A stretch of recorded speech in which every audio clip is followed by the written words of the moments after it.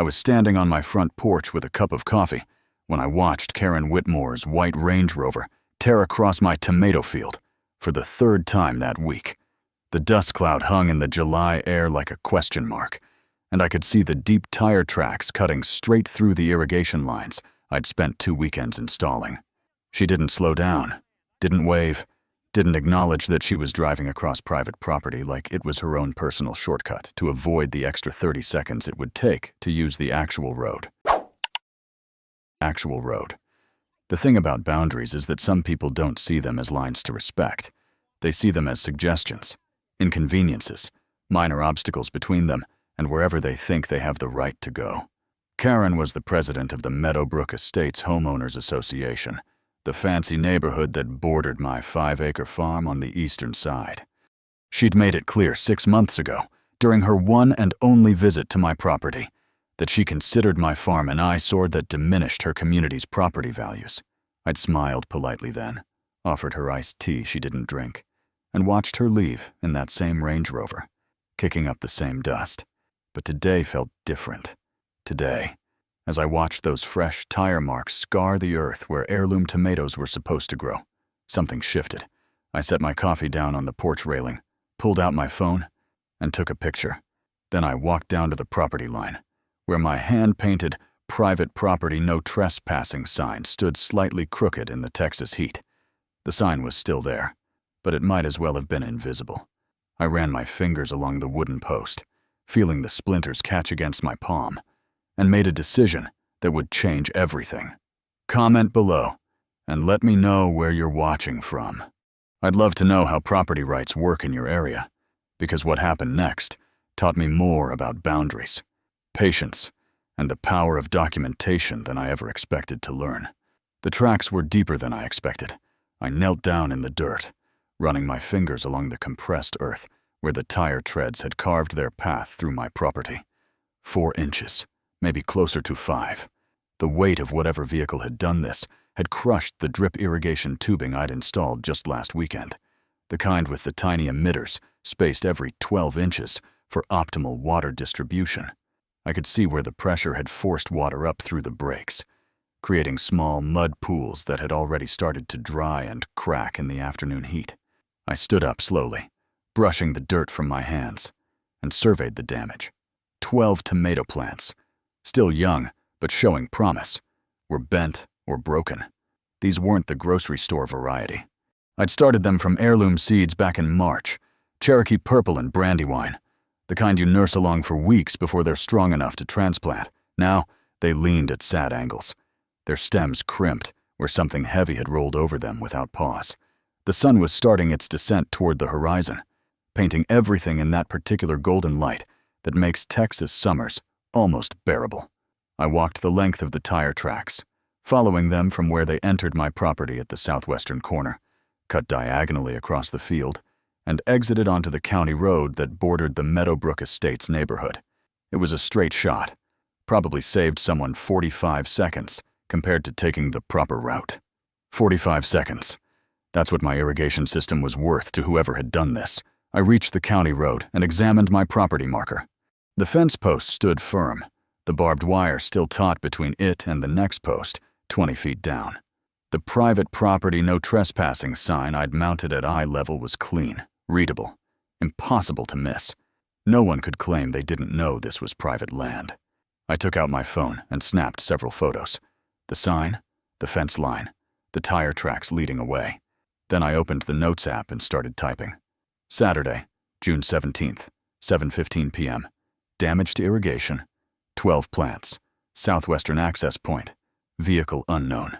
It was methodical, maybe unnecessary, but something in my gut told me to start keeping records.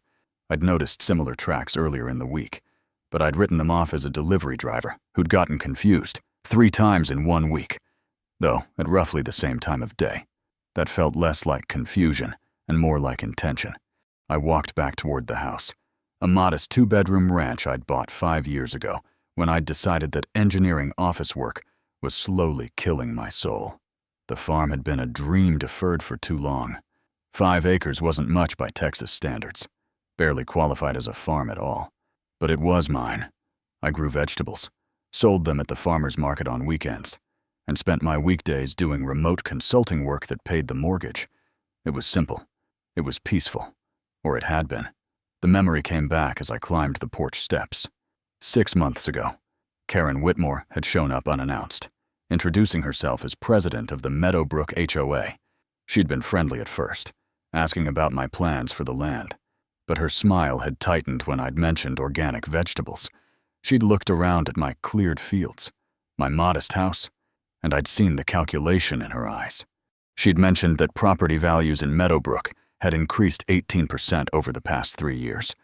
She'd suggested I might consider aesthetic improvements, perhaps a hedge line to screen the agricultural elements from view. She'd used the word agricultural like it was something vaguely distasteful. I'd thanked her politely and watched her leave in her white Range Rover. Different worlds, different priorities. I'd thought then. Now, standing on my porch, I wondered if I'd been naive. I couldn't be certain it was her vehicle cutting through my land, but the timing felt pointed. The southwestern corner was the most direct route from Meadowbrook to the main county road. It would save time for anyone in a hurry. My phone buzzed. A text from an unknown number. I opened it and felt something cold settle in my chest. Your farm is an eyesore. HOA regulations extend to adjacent properties. Comply or face consequences. No signature, but the phrasing was familiar. Corporate, authoritative, used to being obeyed. I sat down in the wooden rocking chair I'd picked up at an estate sale, the one that creaked comfortably. The sun was lower now, the shadows longer. I read the text again, parsing the language. HOA regulations extend to adjacent properties. That wasn't how property law worked in Texas. An HOA's jurisdiction ended at its recorded boundaries. Full stop. They had no authority over land they didn't control. Either whoever sent this didn't know that, or they were counting on me not knowing it. I opened my laptop and pulled up the county assessor's office website. Property records, boundary surveys, legal descriptions. If someone wanted to blur the lines between their authority and my rights, I needed to know exactly where those lines were drawn. I had work to do. Sunday morning arrived with the kind of heat that made you grateful for air conditioning and suspicious of anyone who claimed to enjoy summer in Texas. I'd been up since 6, sitting at my kitchen table with my laptop and a pot of coffee that was now half empty. The county assessor's office website had been my companion for the past 2 hours, and what I'd found was exactly what I'd expected. My property boundaries were clear, recorded, and undisputed. Parcel number 4502-18-330, 5.2 acres. Purchased in 2019. Deed recorded and stamped. No easements, no rights of way, no agreements that gave anyone permission to cross my land. I printed out the property survey and the legal description, then added them to a folder I'd started last night. It felt premature, maybe even paranoid. But my engineering background had taught me that problems rarely got better when you ignored them. They just got more expensive to fix. I stared at the anonymous text message still glowing on my phone screen. HOA regulations extend to adjacent properties. It was a bluff. Had to be. But bluffs only worked when people didn't call them.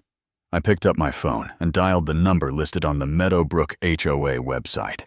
The directory note mentioned that calls were forwarded to board members during off hours. It rang 4 times before someone answered. Meadowbrook Homeowners Association.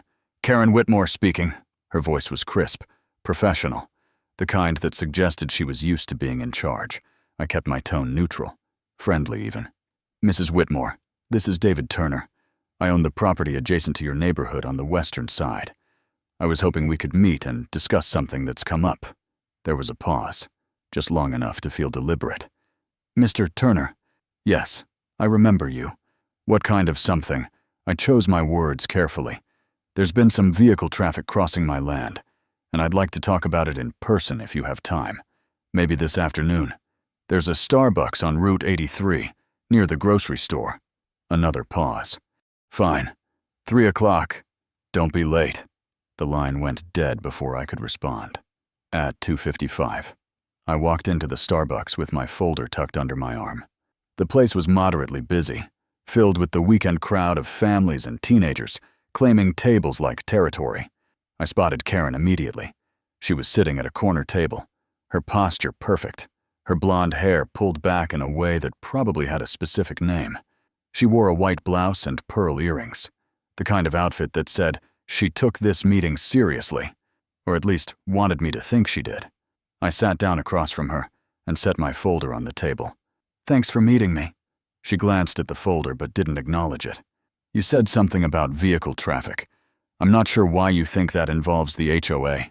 I kept my voice level, conversational. "Someone's been driving across my property, cutting through from your neighborhood to the county road. It's happened at least 3 times this week. The last time was yesterday evening around 7:15.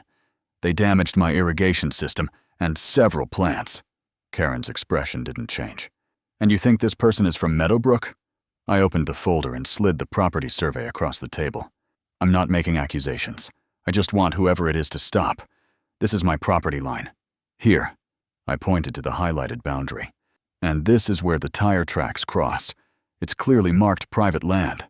She looked at the survey for exactly 3 seconds, then pushed it back toward me without picking it up. "Mr. Turner, you need to understand how things work.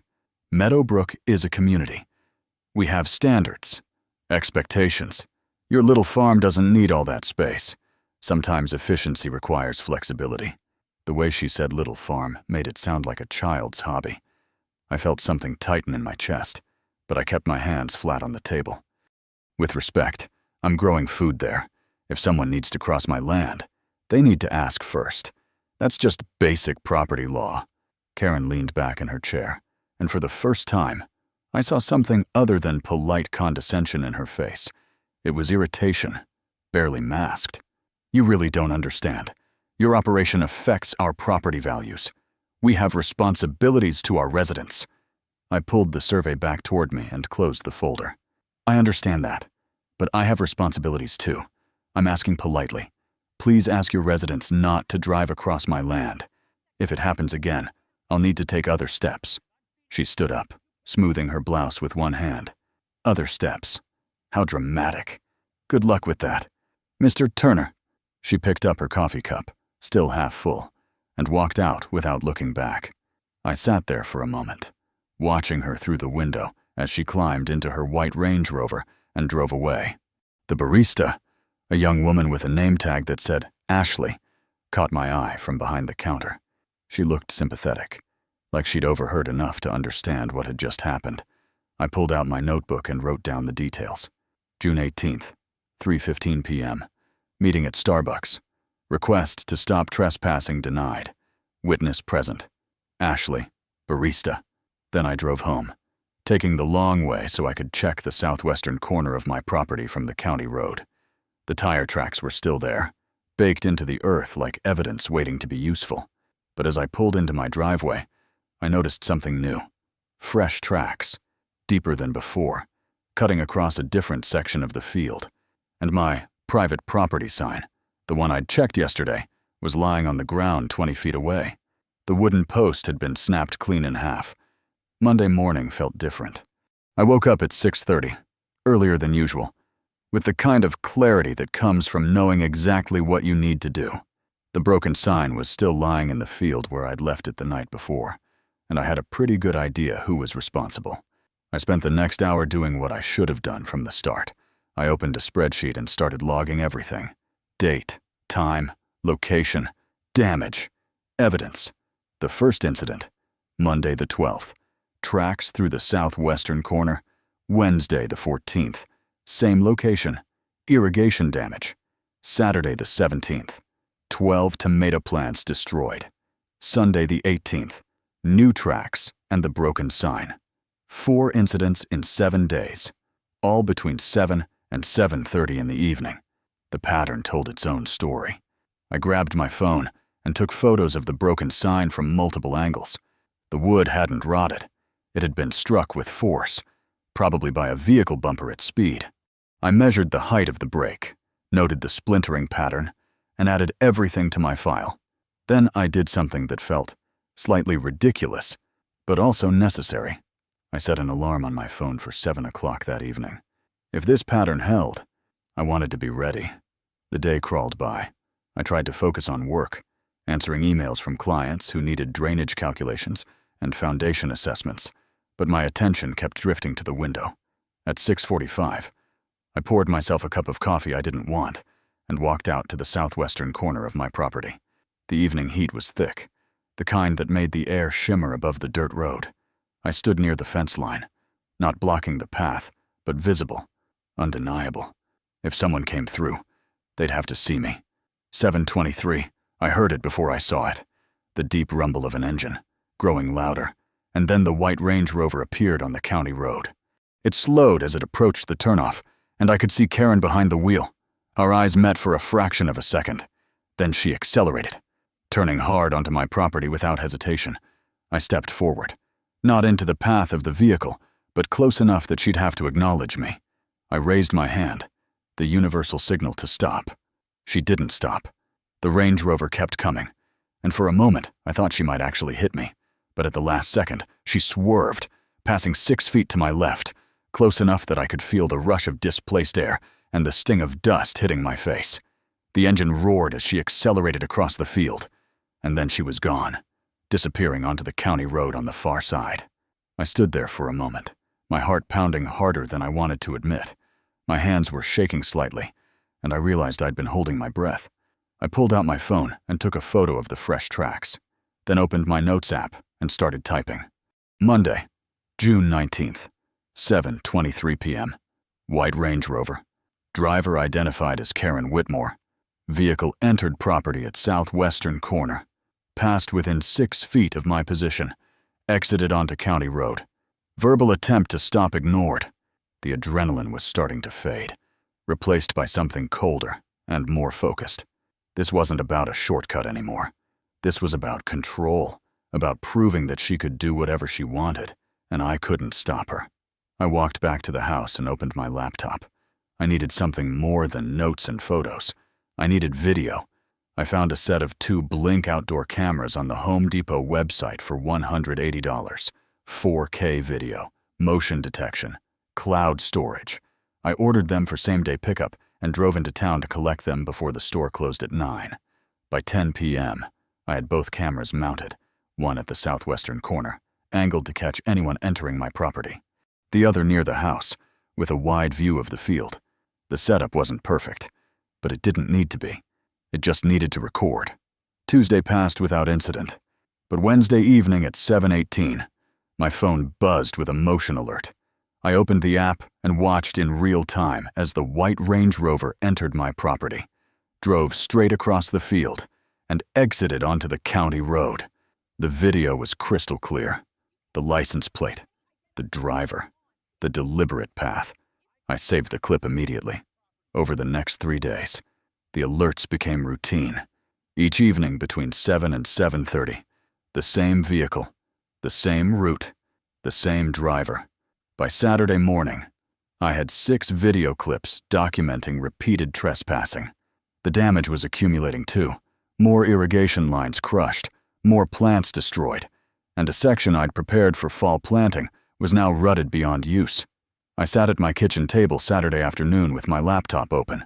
The evidence folder had everything: property deed, survey maps, 12 photos, 6 video clips, a detailed log of 9 incidents, and copies of the anonymous text messages. But evidence alone didn't solve problems. It just gave you options. I picked up my phone and dialed the non-emergency number for the county sheriff's office. A dispatcher answered after 2 rings. "Sheriff's office, how can I help you?" I kept my voice calm, factual. "My name is David Turner. I own property on County Road 47, adjacent to the Meadowbrook Estates subdivision.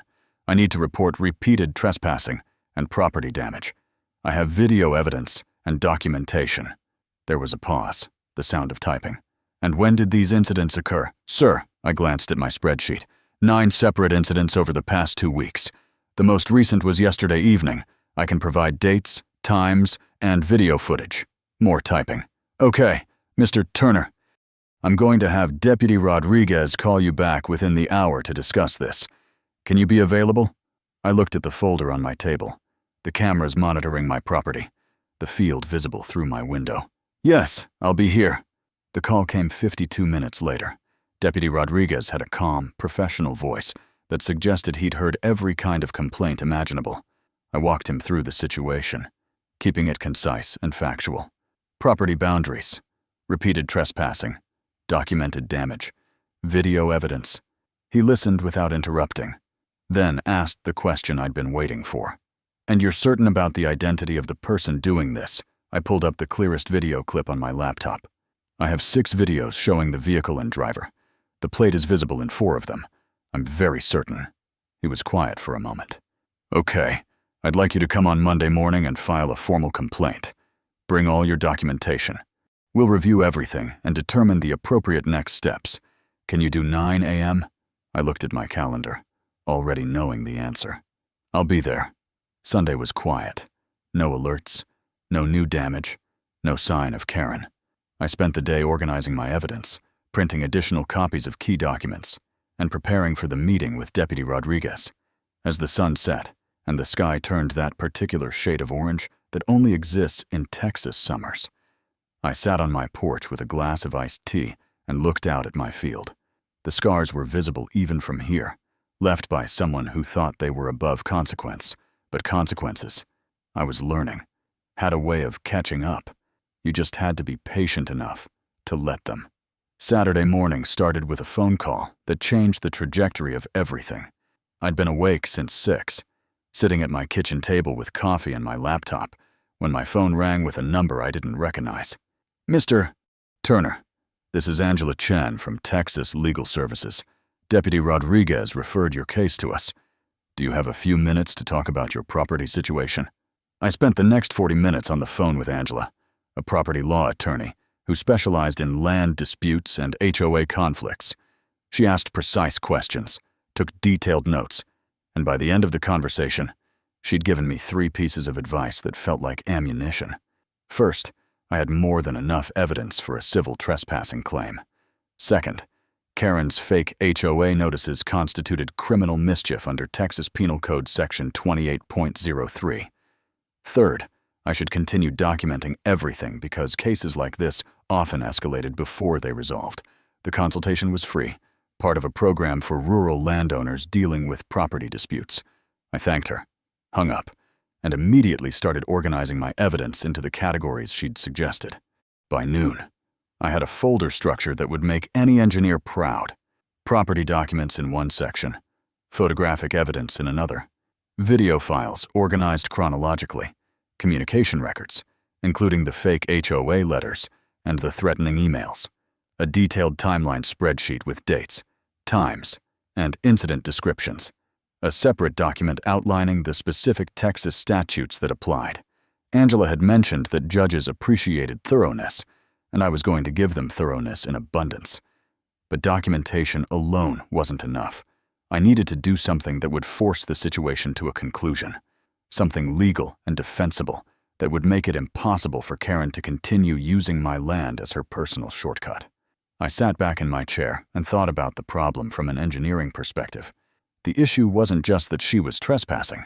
It was that she could trespass easily, with no immediate consequence. The solution needed to be physical, permanent, and completely within my rights as a landowner. I opened Google Maps and studied my property from the satellite view. The southwestern corner where Karen had been cutting through was relatively flat, with decent drainage, but no natural barriers. What I needed was something that would make the route impassable without being dangerous or illegal. A fence would work, but it would take weeks to install properly and cost thousands of dollars.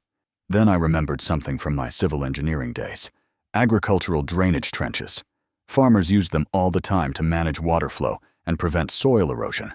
They were completely legal under Texas agricultural exemptions, required no permits for properties over 5 acres, and when done properly, they were very effective at keeping vehicles out of areas where they didn't belong. I spent the next 2 hours researching trench specifications: width, depth, drainage requirements, soil composition considerations. Then I called Sunbelt Rentals and asked about mini excavators. They had a Bobcat E32 available, compact enough for residential work, but powerful enough to dig a proper trench. $220 per day, with weekend rates if I kept it through Sunday. I reserved it for pickup at 8 a.m. Monday morning. Sunday. I drafted an email to Karen. It was brief, professionally worded, and deliberately formal. Mrs. Whitmore, this is to inform you that I will be conducting agricultural drainage improvements on my property beginning Monday, June 26th. This work is necessary for proper water management and soil conservation. The improvements will include drainage trenches along the western property line. Please ensure that all Meadowbrook residents are aware that my property remains private and that trespassing will result in legal prosecution as previously advised by the County Sheriff's Office. Regards, David Turner. I sent it via certified email, the kind that required a signature confirmation. She opened it at 3:17 p.m. I had the receipt. Monday morning arrived with clear skies and the kind of heat that makes you grateful for any excuse to be outside early. I picked up the excavator at 8:15 and had it unloaded on my property by 9. The machine was smaller than the commercial equipment I'd used in my engineering days, but it was perfect for what I needed. I spent an hour marking out the trench line with stakes and string, running parallel to the property line, but entirely on my land. The path Karen had been using would intersect this trench directly. There would be no way to drive across it without serious consequences. By noon, I was 3 hours into the work, and the trench was taking shape, 4 feet wide, 2.5 feet deep, running for approximately 60 feet along the most commonly used section of the shortcut. The excavator's hydraulic arm moved with satisfying precision, peeling back layers of earth and depositing them in neat piles alongside the trench. The work was physical, repetitive, and oddly meditative. There was something deeply satisfying about reshaping the land with purpose, about creating a boundary that was impossible to ignore. I broke for lunch at 1 p.m., sitting in the shade of my porch with a sandwich and a water bottle that was already warm. The trench was about 60% complete. I'd need another 3 or 4 hours to finish the excavation. Then I'd need to grade the bottom for proper drainage and fill it partially with water from my irrigation system. The final step would be adding a layer of loose soil on top, just enough to disguise the depth, but not enough to provide any real support. Anyone who tried to drive across it would find their vehicle sinking axle deep into mud before they realized what was happening. By 6 p.m., the trench was complete. I'd graded the bottom with a slight slope to encourage water flow toward the existing drainage culvert on the eastern edge of my property. Then I'd run a hose from my well pump and spent an hour filling the trench until the water level reached about 18 inches deep. The loose soil I'd added on top created a deceptive surface that looked solid, but would collapse under any significant weight. It wasn't a trap in any legal sense. It was agricultural drainage, clearly on my property, serving a legitimate purpose. If someone chose to drive across it without permission, that was their decision and their consequence. I returned the excavator Tuesday morning and spent the afternoon installing one final piece of documentation. I'd ordered a GoPro camera with a weatherproof case and a wide-angle lens. I mounted it on a fence post with a clear view of the trench, set it to motion activation mode, and made sure the battery was fully charged. The camera was partially hidden by tall grass, but positioned perfectly to capture anyone who approached the area. If Karen came through again, I'd have footage from multiple angles. Wednesday evening, I sat on my porch with my laptop open, reviewing everything one more time. The trench was complete. The cameras were recording. The evidence folder was comprehensive and organized. I'd done everything by the book, consulted with an attorney, followed proper procedures, and created a solution that was entirely legal and defensible. Now, all I had to do was wait. Karen had been quiet since the sheriff's intervention, but I knew her well enough by now to understand that silence didn't mean surrender. It meant calculation. She was deciding whether to back down or push forward. I had a feeling I knew which option she'd choose. I drafted one final email and scheduled it to send Thursday morning. Mrs. Whitmore, as a courtesy, I want to remind you that agricultural drainage work has been completed on my property as of June 27th. The western property line now includes drainage trenches for water management. These trenches are functional and necessary for soil conservation. Please drive carefully and remain on public roads. Regards, David Turner. It was friendly, informative, and gave her absolutely no excuse for what I suspected was about to happen. Thursday morning at 7:28 a.m., my phone would buzz with a motion alert that would change everything. But for now, I closed my laptop, turned off the lights, and went to bed. The stage was set. The cameras were watching. and somewhere across the property line, Karen Whitmore was about to make the biggest mistake of her week. The motion alert came at 7:28 a.m. on Thursday morning, exactly when I'd expected it. I was sitting on my porch with a cup of coffee that had gone cold, my phone in my hand, the GoPro app already open on the screen. The notification flashed across the top. Movement detected. Southwestern camera. I tapped it and watched the live feed load. The white Range Rover appeared first as a distant shape on the county road, growing larger as it approached. The morning sun was behind it, creating a glare that made the vehicle look almost ethereal for a moment before it turned and the details became clear. Karen was behind the wheel, her profile sharp against the side window. She wasn't slowing down. If anything, she was accelerating as she approached the turn onto my property. The same aggressive confidence I'd seen a dozen times before. The vehicle left the county road and entered my land without hesitation. I could see the exact moment on the video feed. The transition from asphalt to dirt. The small cloud of dust that kicked up from the rear tires. She was moving fast, probably 25 miles per hour, following the route she'd carved into my property over the past 3 weeks. The route that no longer existed the way she remembered it. I switched to the GoPro camera, the one mounted near the trench. The angle was perfect, wide and low, capturing everything in sharp detail. The Range Rover came into frame from the left, tracking straight toward the section of ground that looked solid but wasn't. I found myself holding my breath, my fingers tight around the phone. 3 seconds. 2 seconds. 1. The front tires hit the edge of the trench, and for a fraction of a moment, nothing happened. The vehicle's momentum carried it forward, the nose dipping slightly as the weight transferred. Then the deceptive layer of loose soil collapsed. The front end dropped hard, the tires punching through into the mud and water beneath. The sound that came through the phone speaker was a deep, wet thud, followed by the high whine of an engine suddenly under load. The back tires spun uselessly, spraying dirt and water in brown arcs behind the vehicle. The Range Rover lurched forward another 6 inches, then stopped completely, the front bumper nearly touching the far side of the trench. The undercarriage grounded on the collapsed soil. I watched as the driver's door opened. Karen stepped out, or tried to. Her right foot landed in the mud at the edge of the trench, and I saw her face change as her designer heel sank 4 inches into the wet earth. She grabbed the doorframe to steady herself, then looked down at her foot with an expression that might have been comical if the situation weren't so serious. Shock, then anger, then something that looked almost like disbelief. She pulled her foot free with visible effort, the heel making a sucking sound as it came loose, and took a step back onto more solid ground.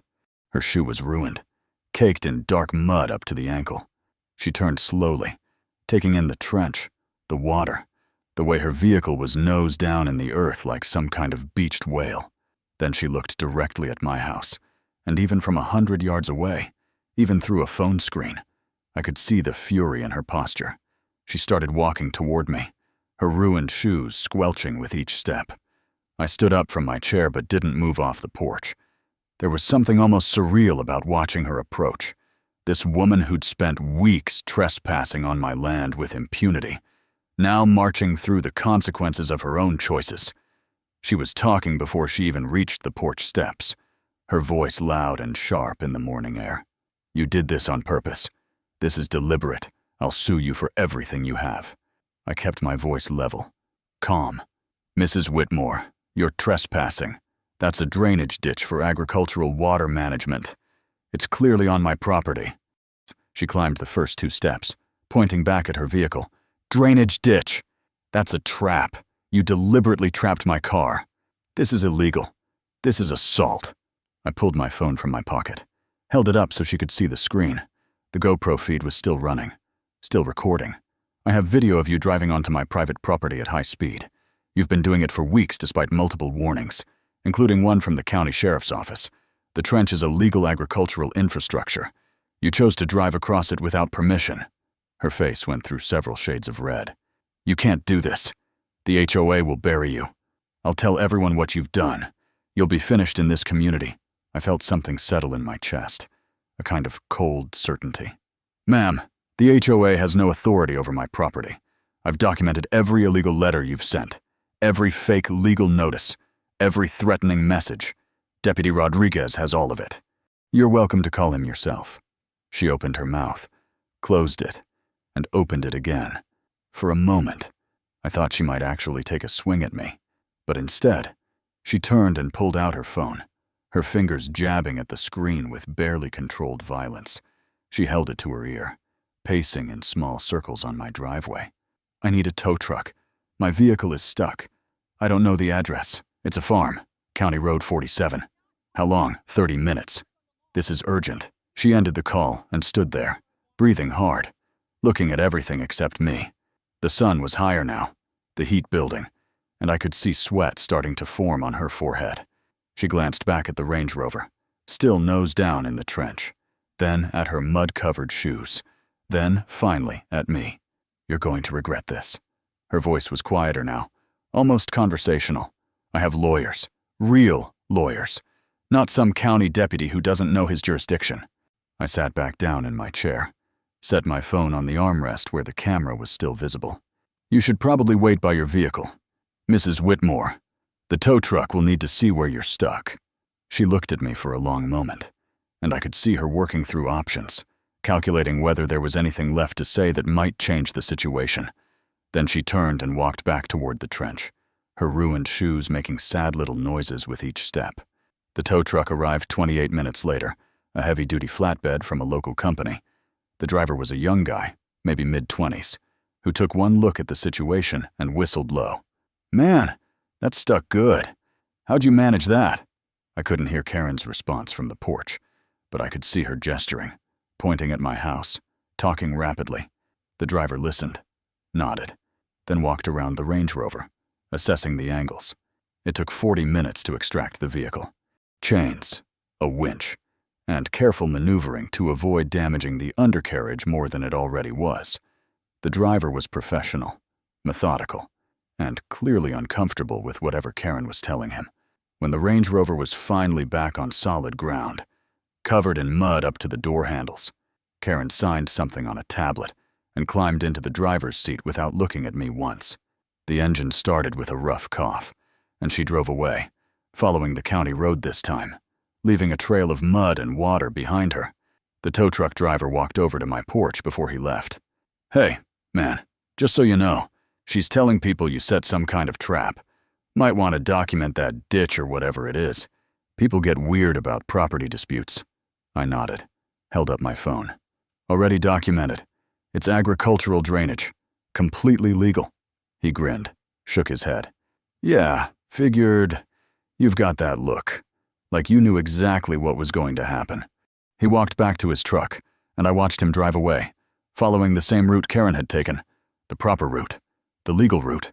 The one that didn't cross my land. I sat on my porch for another hour, watching the trench slowly settle, the water darkening as the disturbed mud mixed in. My phone was full of video files, timestamps, and clear documentation of everything that had happened. But more than that, I had the feeling that something fundamental had shifted. Karen had pushed, and the world had pushed back. Now the question was whether she'd accept that, or whether she'd escalate even further. Based on what I knew about her, I suspected it would be the latter. But that was fine. I was ready. The call from Deputy Rodriguez came 3 hours after Karen left. I was still on the porch, watching the GoPro footage for the 4th time, making sure every detail was captured and backed up to 3 separate locations.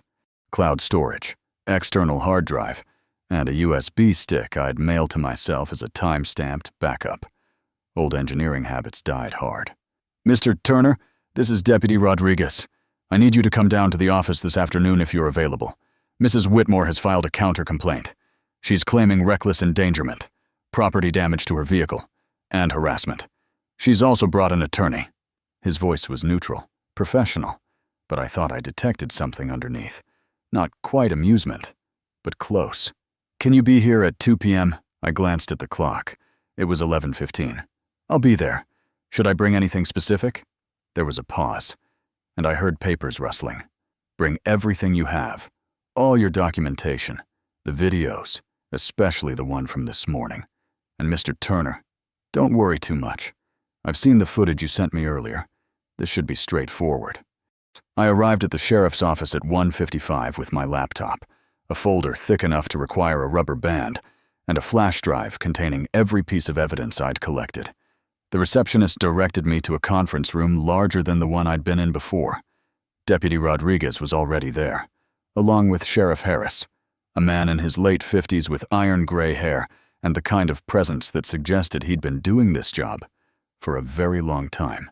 Karen sat on the opposite side of the table with a man in a Navy suit who introduced himself as Robert Palmer, attorney at law. He had a briefcase open in front of him, and I could see printed documents arranged in neat stacks. Karen didn't look at me when I entered. She was staring at a point somewhere above the sheriff's left shoulder, her jaw tight, her hands folded on the table in front of her. Sheriff Harris gestured to a chair. "Mr. Turner, thanks for coming in. Mrs. Whitmore has made some serious allegations. We'd like to review the facts and see if we can resolve this matter today." He looked at Karen's attorney. "Mr. Palmer, would you like to present your client's complaint?" Palmer cleared his throat and opened a leather folder. "Sheriff, my client has been the victim of a calculated attack designed to damage her property and cause her physical distress. On the morning of June 29th, she was driving along what she believed to be a community access road when her vehicle became trapped in a concealed ditch that Mr. Turner deliberately constructed. This ditch was not marked, not indicated by any warning signs, and was designed specifically to cause exactly the kind of damage that occurred. We're prepared to pursue charges of reckless endangerment, criminal mischief, and civil damages in excess of $12,000 for vehicle repairs and emotional distress." He slid several photos across the table. The Range Rover covered in mud, close-ups of scratches on the undercarriage, an estimate from a body shop. I glanced at them but didn't touch them. Sheriff Harris picked up one of the photos, studied it, then set it down. "Mr. Palmer, you said your client was driving along a community access road. Can you clarify what you mean by that?" Palmer looked at Karen, who spoke for the first time since I'd entered the room. Her voice was controlled, carefully modulated. "There's an informal understanding in our area that property owners allow reasonable passage for community members. It's been that way for years. Mr. Turner is new to the area and doesn't understand how things work." I opened my laptop and pulled up the county recorder's office website without saying anything. Sheriff Harris noticed and raised an eyebrow. "Mr. Turner, do you have something to add?" I turned the laptop so everyone could see the screen. "This is the property record for my land. Parcel 4-502-18-330. You can see here, there are no recorded easements, no rights of way, no agreements of any kind that grant passage to anyone. I purchased this property in 2019, and these records go back 40 years. There has never been a community access road across my land." Palmer leaned forward slightly. "The absence of a recorded easement doesn't preclude an implied easement through long-standing community practice." I clicked to another tab. "I spoke with the previous owner, Gerald Matthews, 2 weeks ago. He confirmed that no one had permission to cross his property either. He just didn't enforce it because he was elderly and didn't use the land. But lack of enforcement doesn't create a legal right." Deputy Rodriguez picked up a remote control and turned on the monitor mounted on the wall. "I think it would be helpful to review the video evidence at this point." He plugged in a USB drive, and the screen flickered to life. "This is footage from Mr. Turner's security cameras over the past 3 weeks. I've compiled the relevant clips." The first video showed Karen's Range Rover entering my property at high speed, cutting across the field. The timestamp was clearly visible. June 12th, 7:22 p.m. The second clip was from June 19th, the day I'd stood in her path and she'd swerved around me. The third, fourth, and fifth clips showed similar incidents, each one documented with date, time, and clear views of the license plate and driver. Palmer's expression didn't change, but I saw his pen stop moving on his notepad. Rodriguez switched to the final video, the one from this morning. The footage was sharp, detailed, impossible to misinterpret. The Range Rover approaching at speed, the front tires hitting the trench, the collapse, the mud, the vehicle settling, then Karen stepping out, her shoes sinking, her walk toward my house. The audio picked up her voice clearly. "You did this on purpose. I'll sue you for everything you have." Rodriguez paused the video. "For context, Mr. Turner sent a certified email to Mrs. Whitmore on Sunday, June 25th, informing her that he would be conducting agricultural drainage work on his property. She acknowledged receipt of that email at 3:17 p.m. on the same day. He looked at Palmer. The trench in question is an agricultural drainage feature, which is permitted under Texas agricultural exemptions for properties over 5 acres. It's located entirely on Mr. Turner's property, approximately 15 feet from the property line. Sheriff Harris leaned back in his chair, his fingers steepled under his chin. Mr. Palmer, I'm not seeing reckless endangerment here. I'm seeing repeated trespassing despite multiple warnings, including one from this office. I'm also seeing fraudulent legal documents. He picked up one of the fake HOA notices from my folder. This notice claims HOA authority over property outside HOA boundaries. That's criminal mischief under Texas Penal Code Section 28.03. Palmer exchanged a glance with Karen, whose face had gone pale. He closed his folder carefully. Sheriff, perhaps we can discuss a resolution that doesn't involve criminal charges. My client may have been overzealous in protecting what she perceived as community interests, but I don't think criminal prosecution serves anyone's interests here. Sheriff Harris looked at me.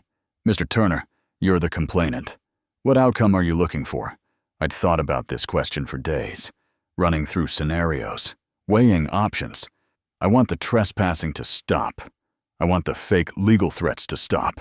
I want a formal acknowledgement that my property boundaries will be respected, and I think a fine is appropriate, given the deliberate nature of the violations and the property damage I've sustained.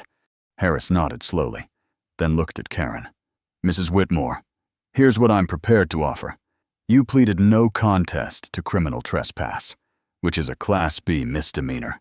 You pay a fine of $750. You agree to a 12-month probation period during which any violation of Mr. Turner's property rights results in immediate arrest, and you accept a permanent injunction prohibiting you from entering Mr. Turner's property for any reason. In exchange, we don't pursue charges related to the fraudulent HOA documents or the criminal mischief. Do you understand these terms? Karen's voice was barely audible. Yes. Palmer put a hand on her arm. Sheriff, can we have a moment to consult? Harris stood up. Take 10 minutes. Deputy Rodriguez and I will be outside. When they left, I stayed in my seat, my laptop still open, my folder still on the table. Karen and her attorney spoke in low voices, his tone urgent, hers defeated. After 8 minutes, Palmer opened the door and called the sheriff back in. My client accepts the terms. The paperwork took another 30 minutes. Karen signed form after form, her hand shaking slightly, her face a mask of controlled fury. When it was done, Sheriff Harris handed her a copy of the injunction. Mrs. Whitmore, I want to be very clear. If you violate this order, if you set foot on Mr. Turner's property, if you contact him in any way, you will be arrested and held in contempt of court. That means jail time. Do you understand?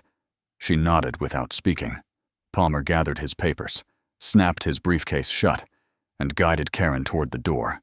She paused for just a moment, looking back at me, and I saw something in her eyes that might have been hatred, or might have been humiliation, or might have been both. Then she was gone, the door closing behind her with a soft click. Sheriff Harris held out his hand. Mr. Turner, you did everything right. Documentation, following proper channels, and staying within the law.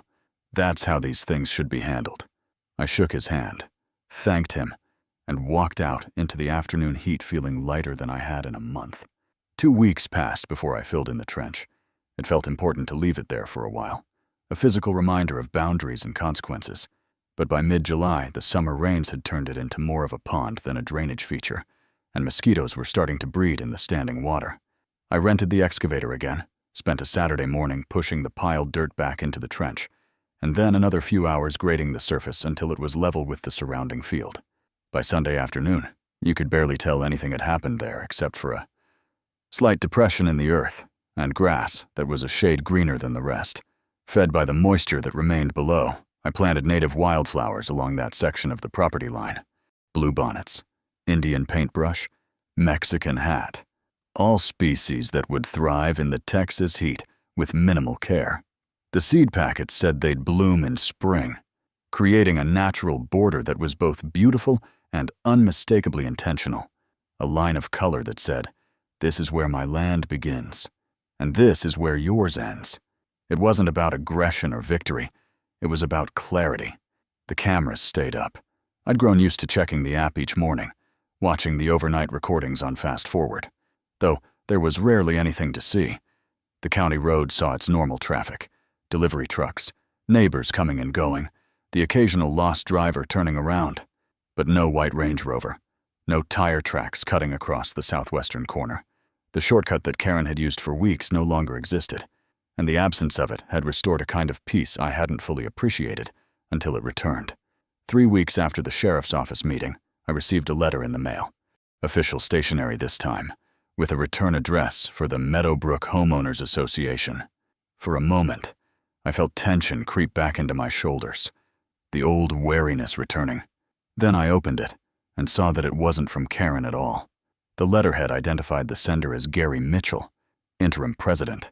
The letter was brief and surprisingly warm. "Dear Mr. Turner, on behalf of the Meadowbrook HOA Board, I want to extend our sincere apologies for the actions of our previous president. We understand that you were subjected to harassment and property damage, and we want you to know that this behavior does not reflect the values of our community. Mrs. Whitmore has resigned from all HOA positions, effective immediately. We are in the process of conducting elections for a new permanent board. In the interest of being good neighbors, we would like to invite you to our annual summer barbecue on August 5th. We understand if you prefer to decline, but the invitation is genuine. We hope we can start fresh. Sincerely, Gary Mitchell."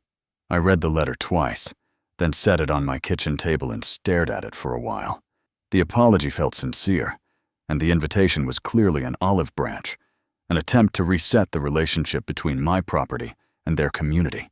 Part of me wanted to accept, to show that I held no grudge against the neighborhood itself, only against the person who'd decided my boundaries didn't matter. But another part of me, the part that had spent a month documenting violations and defending my right to exist on my own land, wanted nothing to do with Meadowbrook or its social functions. I drafted a response that evening, keeping it polite but clear. "Dear Mr. Mitchell, thank you for your letter and your apology. I appreciate the gesture and accept it in the spirit it was offered. However, I must respectfully decline the barbecue invitation. I prefer to maintain a friendly but separate relationship with Meadowbrook, respecting the boundaries between our properties both literally and socially. I wish you and your community well, and I hope we can continue as cordial neighbors. Best regards, David Turner." I mailed it the next morning and felt good about the decision. It wasn't about holding a grudge. It was about knowing what kind of relationship I wanted with the people around me. Friendly, respectful, but not intertwined. Good fences make good neighbors, and I'd learned that lesson more thoroughly than I'd ever expected. The farm continued its quiet rhythms.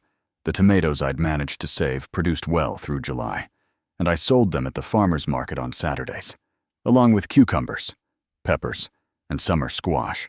A few customers mentioned they lived in Meadowbrook, and our conversations were pleasant, focused on growing techniques and recipe suggestions. No one mentioned Karen or the incident, though I suspected most of them knew. Small communities had ways of spreading information without ever making it explicit. I ran into Deputy Rodriguez at the hardware store in early August. He was buying fence staples, and we talked for a few minutes in the parking lot, standing in the shade of his patrol car to escape the afternoon heat. "How's everything going? Mr. Turner, any more problems?" I shook my head. "Quiet, peaceful, exactly how I like it." He smiled, the first time I'd seen him do so. "Good. For what it's worth, you handled that situation better than most people would have. Stayed calm, documented everything, followed the process. That's rare." I asked the question that had been on my mind since the sheriff's office meeting. What happened to Karen, I mean, after everything was settled? Rodriguez leaned against his car, choosing his words carefully. "She moved. Sold her house about 3 weeks after the injunction was filed.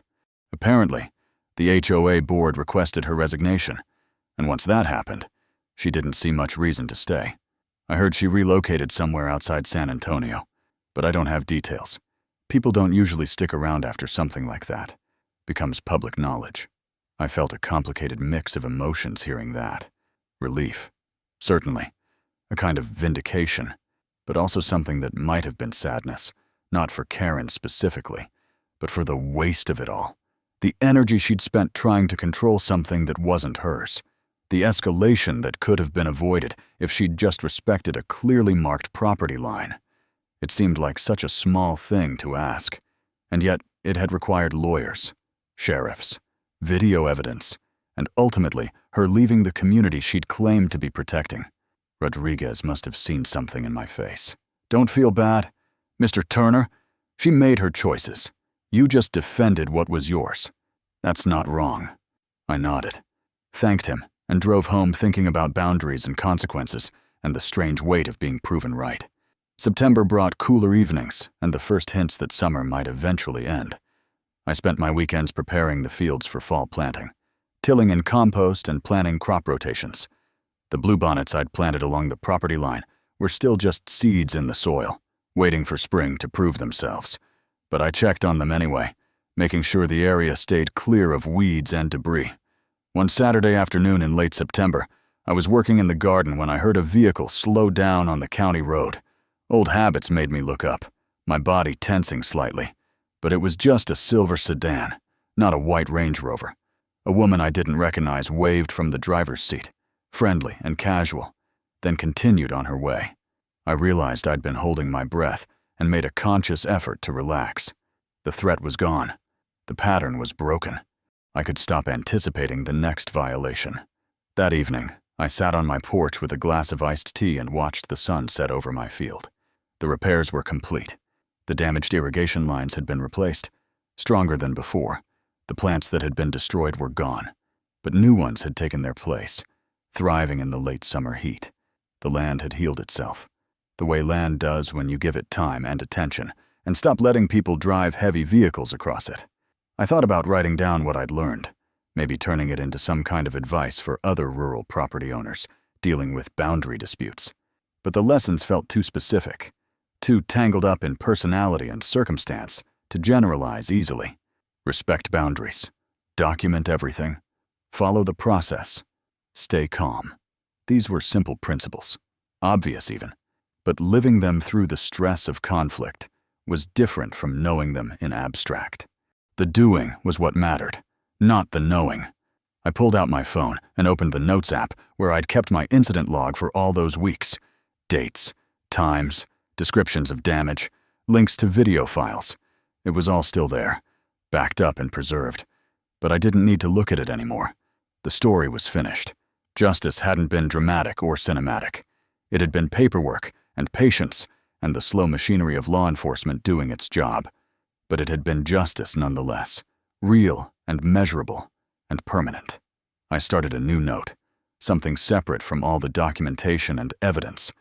Just a few lines, written more for myself than any potential audience. Boundaries aren't just lines on a map.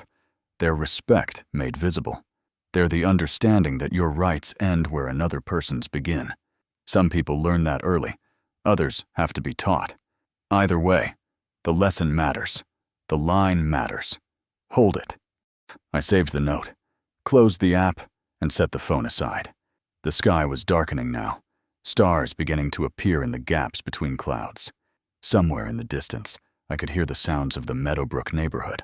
Children playing, someone's music drifting across the property line, the normal rhythms of community life. It was close enough to hear, but far enough to remain separate. Exactly the relationship I wanted. The cameras would keep recording. The wildflowers would bloom in spring. The farm would continue producing vegetables that I'd sell to people who appreciated knowing where their food came from. And the property line, that invisible but legally binding border, would remain exactly where it had always been.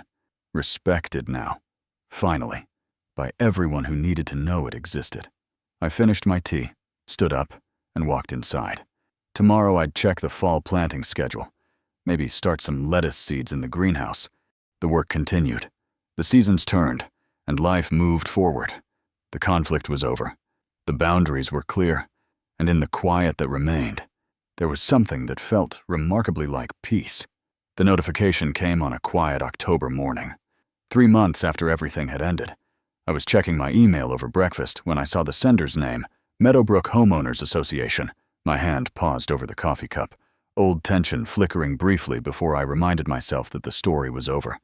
The boundaries were clear. I opened the email. It was from Gary Mitchell again, but this time the tone was different, more personal. David, I wanted to let you know that our community held elections last week. We have a new permanent board, and one of their first actions was to pass a resolution formally acknowledging property boundaries for all adjacent landowners. It's now part of our official HOA guidelines. No board member or resident has authority to cross private property without explicit written permission. I thought you'd want to know that your situation led to real change. What happened with Karen shouldn't have happened, but it taught us something important. Boundaries matter. Respect matters. We're better neighbors now because of what you stood up for. Thank you for that. Gary. I read the email 3 times, then leaned back in my chair and looked out the window at my field. The bluebonnets were still dormant, waiting for spring. But the land itself looked peaceful, settled. This was the closure I hadn't known I needed. Not just my own boundaries being respected, but the principle itself being written into policy, protecting future landowners from what I'd experienced. I typed a brief reply. Gary, thank you for letting me know. I'm glad something positive came from all of this. That resolution is exactly what good neighboring should look like. I appreciate you taking the time to tell me. Best regards. David. I hit send, finished my coffee, and went outside to check on the fall lettuce. The work continued. The boundaries held. And somewhere in a filing cabinet at Meadowbrook, there was now a document that said what I'd learned the hard way. Respect isn't optional. It's foundational. That felt like the real ending. If this story resonated with you, you're not alone.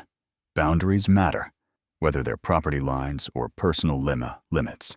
At Karma Fence, we share stories about people who stood their ground with patience, documentation, and quiet strength. Subscribe to see more real accounts of justice served through persistence, not aggression. Drop a comment below about a time you had to defend your boundaries. Your story matters, and others need to hear it. Sometimes, the best revenge is simply refusing to back down when you're right.